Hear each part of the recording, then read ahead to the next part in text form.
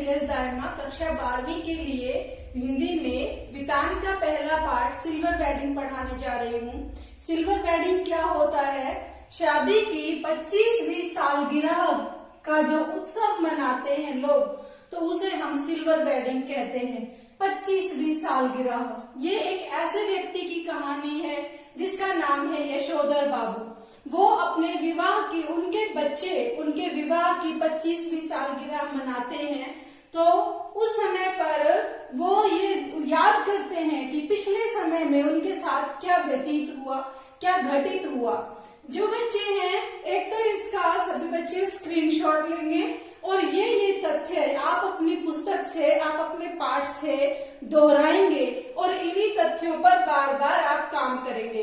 इनसे जुड़े जो भी वाक्य हैं, जो भी कुछ घटनाएं हैं, उन घटनाओं को यदि आप अच्छे तरीके से समझ लेंगे, कहानी तो आपको याद हो जाएगी कि यशोधर बाबू हैं, उनकी पत्नी है, 3 बेटे हैं, 1 बेटी है। 3 बेटों में सबसे बड़ा बेटा जो है वो एक विज्ञापन कंपनी में मैनेजर के पद पर कार्यरत है। दूसरा बेटा जो कि IAS की तैयारी कर रहा है, भारतीय प्रशासनिक सेवा की तैयारी कर रहा है। तीसरा बेटा विदेश जा चुका है पढ़ने के लिए, और जो बेटी है वो भी अपनी मेडिकल की पढ़ाई पढ़ रही है और वो भी बीच बीच में कभी विदेश जाने की बात करती है। और जो यशोधर बाबू हैं, उनकी पत्नी, वो पहले, क्योंकि ये इतने साल पुरानी इनकी शादी हो चुकी है, तो वो पुराने विचारों की महिला थी, लेकिन आज अपने बच्चों के साथ में मिलकर वो अपने पुराने विचारों को छोड़कर और समय के साथ तालमेल करते हुए अपने आप को आगे के समय में बढ़ा लेती हैं। आज वो मॉडर्न हो गई हैं। ये पूरी कहानी इन्हीं बातों के चारों तरफ घूमती है। अब यहाँ पर सबसे पहली बात, हम जो तथ्य यहाँ पढ़ने वाले हैं उसके बारे में, कि यशोधर बाबू के विचार पुराने हैं और आज की जो युवा पीढ़ी है, जो पाश्चात्य संस्कृति से प्रभावित है, वो उसमें सहानुभूति के पात्र नहीं है। क्यों? क्योंकि आज की युवा पीढ़ी के अनुसार वो सहानुभूति के पात्र नहीं है।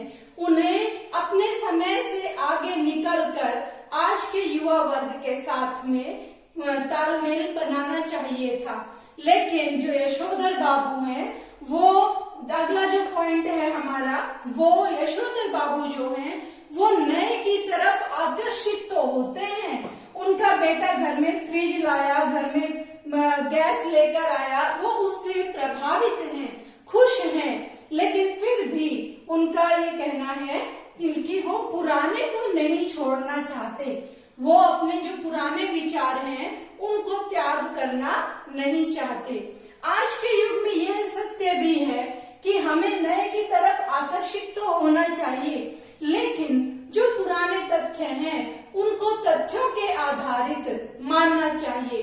अगर वो बातें सही हैं तो हमें उनको अपनाना चाहिए, और यदि वो समय के अनुसार हमें समय से पीछे धकेल देती हैं तो हमें उससे आगे निकलने का प्रयास करना चाहिए। इस कहानी में लेखक ने हमें यही बताना चाहा है कि यशोधर बाबू के द्वारा वो ये बताना चाहते हैं कि हमें नए की तरफ आकर्षित तो होना चाहिए, परंतु अपने सभी पुराने मूल्यों को त्याग नहीं करना चाहिए।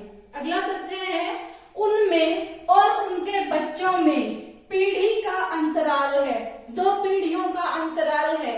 जो यशोधर बाबू हैं, उनके विचार और उनके बच्चों के विचार, उन दोनों में तालमेल नहीं है, सामंजस्य नहीं है, एक रूपता नहीं है, तो वो आपस में एक दूसरे के विचार उनसे मिलते जुलते नहीं है। इसके बाद अगला जो चौथा पॉइंट है, चौथी बात है इस पाठ के आधार पर, वैसे तो हर आदमी का अपना अलग नजरिया होता है। कोई व्यक्ति इस पाठ में कुछ और भी तथ्य निकाल पाएगा और मैं खुद और भी तथ्य निकाल पाऊंगी, लेकिन अभी इस समय मुझे जो महत्वपूर्ण लगा उन तथ्यों को मैंने यहाँ पर रखा है और मैं चाहती हूँ कि आप इनको अक्षरशः याद करें। मतलब बिल्कुल ऐसे के ऐसे आपको याद होने चाहिए कि यशोधर बाबू नए की तरफ आकर्षित होते हैं, परंतु वो पुराने को छोड़ना नहीं चाहते। उनमें और उनके बच्चों में एक पीढ़ी का अंतराल है। अगला जो है मोस्ट इंपॉर्टेंट है, ध्यान से सुनिएगा। आज मानवीय मूल्य हाशिए पर हैं। मानवीय मूल्य किस प्रकार से यहाँ बताए गए हैं कि यशोधर बाबू जो हैं वो अपने रिश्तेदारों, अपनी बहन, जीजा, उनसे संबंधित जो भी कुछ बातें हैं उनसे संबंध रखना चाहते हैं, लेकिन उनके बच्चे और उनकी पत्नी वो ये सोचते हैं कि यदि उनसे संबंध रखा जाएगा तो हमें उनकी आर्थिक सहायता करनी पड़ेगी। दूसरी बात, उनका बेटा, बड़ा बेटा जो कि 1500 रुपए हर महीने पगार लेता है, वो भी यही बात कहता है कि यदि आप फूफा के बारे में पूछेंगे या उनके पास जाएंगे तो मैं आपकी आर्थिक रूप से कोई सहायता नहीं करूंगा। एक बच्चे का पिता के साथ में इस प्रकार का व्यवहार हमें ये दिखाता है, ये दर्शाता है कि आज मानवीय मूल्य हाशिए पर हैं। हाशिया मीन्स किनारे, कि हम मानवीयता को भूलकर केवल अपने बारे में ही विचार करते हैं।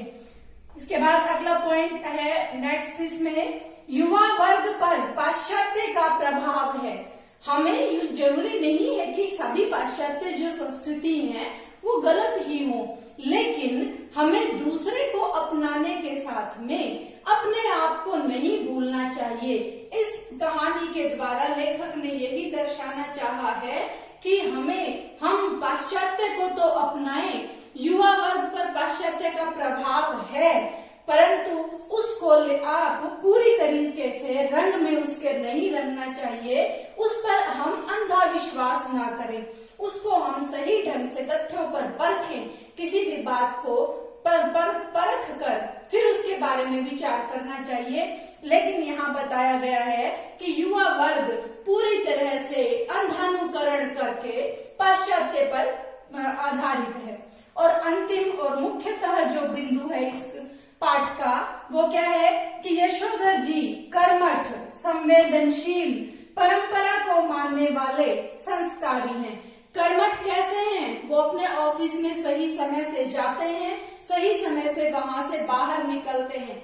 संवेदनशील हैं, वो हर व्यक्ति की जो भावनाएं हैं उनका ध्यान रखते हैं। किशन दा का अपने जो कलीग हैं, अपने जो मातहत हैं, उनकी बातों का ध्यान रखते हैं। वो परंपराओं को मानने वाले हैं और संस्कारी व्यक्ति हैं।